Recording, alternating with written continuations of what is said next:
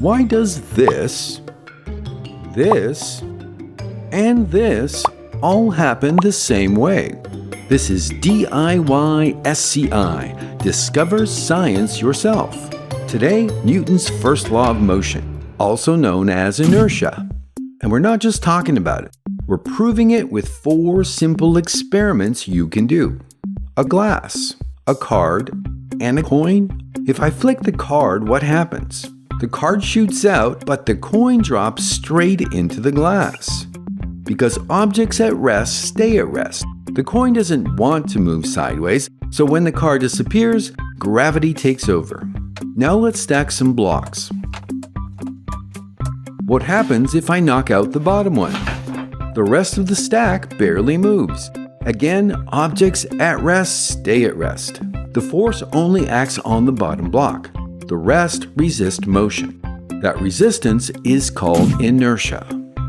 3 bottles, different amounts of water in each one. Now let's pull the tablecloth fast. Which one stays standing? The full bottle wins. Why? More mass equals more inertia. It resists motion better than the other 2. So far, we've seen that objects at rest stay at rest. But Newton's first law has a second part. Let's check it out. Objects in motion stay in motion. Watch this. The truck stops because of the wall, but the pieces keep going.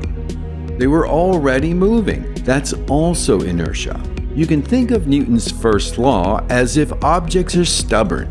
Whatever they're doing, they want to keep doing it. At rest, stay at rest. Moving, keep moving. Unless a force acts on them.